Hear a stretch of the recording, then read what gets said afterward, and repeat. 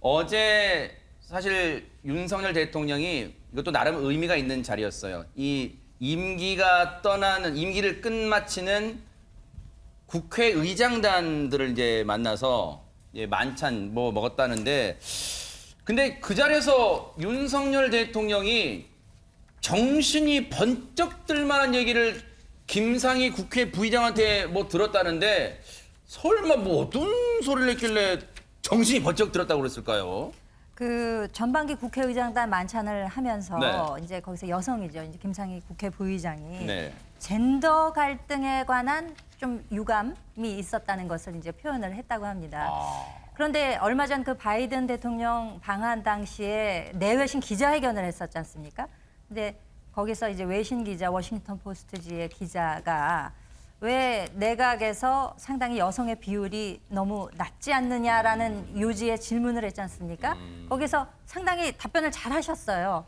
그래 이제 약간 옆으로 이렇게 돌아서면서 그 단계까지 가는 여성들이 많지 않았다. 앞으로는 노력하겠다라는 이야기를 했지 않습니까? 근데 이제 젠더 문제 이슈가 나오니까 내가 이제 정치 경험이 얼마 안 돼서 그렇지 앞으로는 잘해 나가겠다라는 이 전향적인 자세를 보이면서 이야기를 했거든요. 지금 사실 총리 포함해서 장관 다 해서 18명 중에 이제 3분이 여성이고 차관, 첫 청장까지 해서 41분 중에 단 2명이 여성입니다.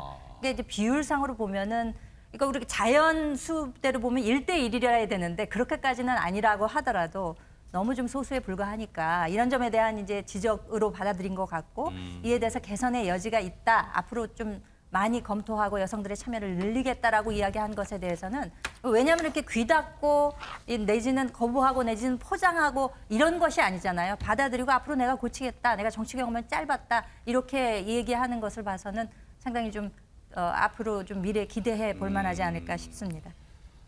전혜연 평론가님, 앞선 그 얘기를 듣고 이 만찬장에서 담소나는 모습 보니까 김상희 부의장 표정이 내가 이따 이거 꼭 물어봐야지 그렇게 각오를 다지는 것 같기도 한데, 사실 답변을 저 질문에 불편한 질문일 수도 있는데 윤석열 대통령이 어떻게 답을 할까 아마 초미에 관심했을 텐데, 아니 그건 보는 시각에 따라 다를 수도 있어요라고 만약에 했다면 이거 정말로 사달이 났을까요? 정말 사건일까요? 대박 사건이죠. 네. 김상희 부의장 우리나라 최초의 여성 국회 부의장이고 또 여성 인권 운동을 많이 하셨기 때문에 네.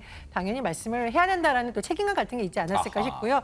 저는 정신이 번쩍 들었다 이 말을 지금 이준석 대표나 일부 좀 젠더 갈등 논란과 연관됐던 국민의힘 정치인들도 같이 하면서 정신이 번쩍 들었으면 좋겠다 생각을 했고, 윤석열 대통령이 최근 타임이 뽑은 영향력 있는 백인의 이름을 올렸잖아요. 근데 사실은 그 타임지에서 윤석열 대통령이 그 후보 시절에 분열을 촉진했다라는 좀 아픈 기사도 나온 바 있습니다. 그래서 아마 말씀해 주셨던 워싱턴 포스트의 지적, 또 타임에 나왔던 지적, 이런 부분을 대통령실에서 보고를 했고, 윤 대통령도 읽어보면서 이런 지적이 계속 나오니까 나도 좀 들어봐야겠다, 이런 차원에서 말을 한 것으로 보입니다.